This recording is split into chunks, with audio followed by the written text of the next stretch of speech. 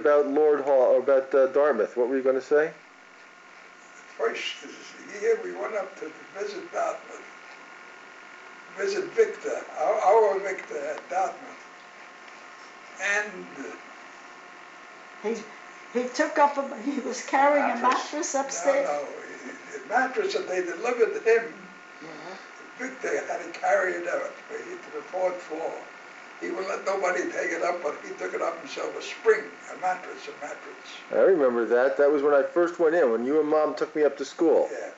But then after we went visiting one year, yeah, we went to Dartmouth to visit Victor, and we found a corsage mother at the door when we got in to her mother, to her grandmother of a Dartmouth student. That was at Parents' Weekend. I remember that. Yeah. Parents' Weekend. That's right. It was such a wonderful thrill. And I'll tell you something, that was a good school. It was a wonderful school. Well, I had good times there. You did have good times. I did have good times there. But it was a tough school, Victor. It was. Ellen's there now, and she's having a tough time, too. She's working very hard. Very hard, But when you went to school, Victor, it wasn't co-ed, was it? No, it wasn't. No, it was all boys. It was all boys. All boys. Right. How long has it been co-ed? Since the mid-'70s. I'm not sure the exact date. Is that so? Yeah, it's at least 10 years now, I think. all I know, Mac, is I still get bills from, especially that lousy goddamn hospital in They want to keep in touch with you. They don't want to lose your business. Friday to... Start again. I just turned it on. Every Friday, I used to take the shopping bag. We had a plastic bag. Abby, how are you? Yeah. And I used to shop for Shabbos. At the beach? My father should rest in peace. I know. Did Ralph He get liked- home yet? He was very fond of the head of the Yeah, fish. not going to The very head. What would he? How would he eat the head? Going to the holiday. He used to take it, dissect it, Really? take every bone out and suck it off. I'm in the hills. It's the best part of the fish. So I used to cook fish Friday night for Shabbos. I No, did it's all the not cooking. Golden I dolphin did everything, anymore. all the house. My mother was a sick woman. Just a minute. Wait a minute. Katie, Okay. Every Friday, I would take, my mother had a plastic shopping bag, and I would go out marketing for Shabbos. And I would buy everything in for the house. Now, what would you buy? Well, I bought 3.5 bag of sugar, 3.5 pounds of sugar. Now, that would last you a week, 3.5 pounds. Yeah, that's what they call the bag Yeah. of sugar. And I bought everything that we needed, vegetables, and just what they needed for the house. Now, you wouldn't buy meat or chicken because you had that because you had the butcher Chicken, shop. My father had a butcher store. You were Right. telling us about the fish. Right, Father now- ate the head of the fish. Yeah, we had to buy them. When I went to the fish market, I had to get them the head of a carp, a big carp, Just the head? the head. Would they give it to you for free or would they charge you for it? They gave it us free. Nobody else wanted it. But you bought extra fish. So we bought extra fish, but we had to buy extra fish that we used. But my father used to take the head, and after we got home from shul Friday night, he would take and dissect the head, bone by bone, and suck it off, you know, and Now, what'd you do? Boil it first? cook the fish. Sure. How do you cook the head of a fish? But my mother. In a pan? You fry it with or? the other fish, when she make a filter fish. Ah, you boil the She put fish. the head in. Now, you would go to shul. Would you go to shul at sunset always? I mean, you would wait until so in the summertime you'd go to shul late, and in the winter you'd go to shul early. Just as when sunset, we went to shul. Oh, it was always at sunset though. It's always sunset. And what kind of shul did you go to? We went to a loft, and in a building, a loft, like it used to be a factory. Yeah. So they rented a loft, and they made us to put in a Torah, They made a shul out of it. An Orthodox shul. Very orthodox. And the women were on one side and the men on the other? Women couldn't sit near the men. They had them separated. Right. You understand? And the women sat there. Then after we got through the davening, the shul, we went home. My father always took somebody home, a lunchman who was hungry or didn't have no home and didn't have no wife around, you know, to give him free dinner. Huh. Dinners then were 15 cents a dinner. Now dinner was after shul? After shul, sure. Oh, okay. After shul, we went home to eat. So after every portion we ate, we sang smears. What's that? You know, you sing, you know. Thanks. A prayer. I don't know it. How does it go? I don't know, I can't sing now. You know, you sing smears. You know, you Never heard of that. That's thanks, isn't it? Thanks for the thanks food. to the good Lord for the food. Right. The giving the good Lord thanks after every course. Huh. We would sing smears because thanking God for giving us the food that He gave us. Now let's go back to shul for a second. Did you wear payas as a boy? There were pants. Payas? Payas. Oh, No. but I was a religious kid. I went to the yeshiva until I was 16 years old, Right. 15 years old. And as soon as my mother died, I ran away. I didn't want to. It was an escape for me. I didn't like the yeshiva so much. It was on the east side of New York, and filthy rabbis, dirty, they stunk. Why was that? I've heard you say that before, that the rabbis were dirty and they all had stank. P.O. They never bathed. But the rules of kashrut, the rules of kosher are for cleanliness. The roof of what? The rules for kosher are so you should be clean. Well, the mikveh, we used to go once a year. Once a year. Once a year. So we went into it was like a pool, but the water was filthy. You could have got the sick going into the mikveh. The women went to the mikveh, not the men. The men. Men went to the mikveh too. Men would go to mikveh, sure. Huh? Today men go to mikveh. Yeah. Sure, I think at Yom Kippur you go to mikveh, don't you, a man? What time of year is it that a man goes to mikveh? Oh, for a holiday, everybody went to that goddamn pool. It was a pool, and the water was filthy. They never change the water, huh? We weren't brought up, Victor. We were dragged up, you know. And my father, every other word out of his mouth was God.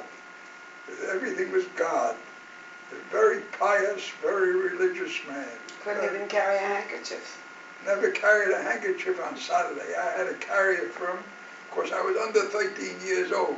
Now, after dinner on Friday night, you come home from shul and then you have dinner. And what would you do after dinner? Go to sleep. It was that late, it was bedtime already. Well, I mean, it was depending upon the day, how long the day was. So today you got long days. Then winter time you got short days, you know. But we lived in one room. How many of you lived in one room? My mother and father. We had a big store, a butcher store, and the only thing divided it, made another room, was the big ice box, the butcher ice box. Yeah. You know what I mean? Yes. Those big refrigerators. Right. But we didn't have no refrigerator. We had ice. Sure. Once a week, the iceman came and he filled up the ice box. And it lasted a week. Could it last for the week, the ice. And If I wanted a piece of ice for our own use, I used to go down to the dock and right near the East River, buy a piece of ice because they gave you for 10 cents a big piece. Instead of half a cake, instead of a quarter of a cake, you got a half a cake of ice. How'd you carry it home? Did you have a little wagon? No, I used to take a wire, you know, and put around a wire around it and drag it. With the cobblestones pulling it over. We lost half of Lose it half of it. because the chip broke off and chipped off. Wow. Mac, everybody tells you there's been a big change in the world, but I'll tell you, as big a change as we had, you will never again see a change it was from when I was a child. I remember helping the iceman. He would take the tongues and measure the piece of ice and go across it this way, and then he'd give me the pick. I used to help him. He let me help him. I used to take the pick and break off the piece. Now he had a wagon with lots of ice in it, or a wagon with huge slabs of ice. I remember that. And my mother would say, go down and get a 2-pound piece or a 4-pound piece. So he would take the tongues and make a mark across the piece of ice, and this was a 2-pound piece, and then I would take the pick and hit it into that mark, and the ice would split. And then I would take the piece of ice upstairs and put it in a box that hung outside the window. Outside the window. When I sometimes in the ice box and sometimes outside. Depends on the time of year. No, in the winter time you used to have the ice I box. say it depends on the time of year. In the winter it hung outside in a box. That's right. In the summer it In was the summer, in the that's ice box. right. You in your life will never know what changes has been made in the whole world since we were kids. Me, not you, me. Because for lunch I used to come home, my mother said to me, go to the store and buy yourself 1 tomato herring. 1 herring? 1 tomato herring. How much did they charge for a tomato herring? 3 cents. 3 cents, Victor. You don't have to listen to that, I tell you. And you know, the guy liked me so much that, you know, when you open the canned tomato herring, they never used to sell a whole can. They used to sell everybody bought 1. 3 cents. No, I didn't know that. Oh, sure, 1. Not only that, there was 6 or 7 in the can. So 3 cents for 1. So I said to her, she should give me a little extra juice, you know, from the tomato herring. Right. So she liked me. So she gave me a little more juice. So I came home for 3 cents of tomato herring, and with the juice, and I had lunch. No bread or anything else? Bread we had. One thing, we always had bread. Good bread. Good bread. Cornbread. Well, now tell me about Saturday morning. You'd wake up Saturday morning and you'd have to go to shul. Oh, I have to go. Now, would you have breakfast before you went to shul?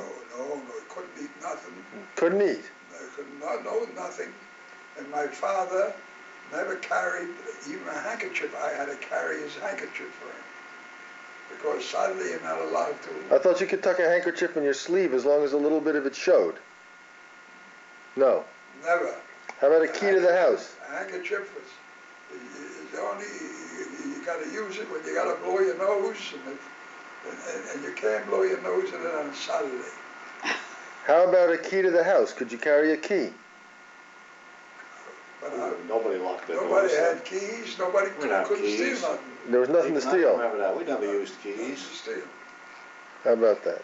No All we keys. had, poverty with a big P, poverty. So my father was a kosher butcher, this you can listen to. And the only time we got a break, and he could never sell the brisket, my father. So we used to take the brisket to the delicatessen place where they make frankfurters, kosher place. Yeah. So when I went down to deliver the brisket, the guy liked me, so he gave me a frankfurter. But I tell you something. Well, today we think the brisket is a good piece of meat. Then they didn't like the brisket? Yes, we liked it, but we used to sell it to the delicatessen who pickled it and made corned beef. I see. That's why I used to take and wrap up the brisket. So the guy in the smokehouse downstairs, where they used to smoke the frankfurters, Right. you know how they smoked them? No. They burned wood because they had to, you couldn't use gas because you get asphyxiated. Sure. So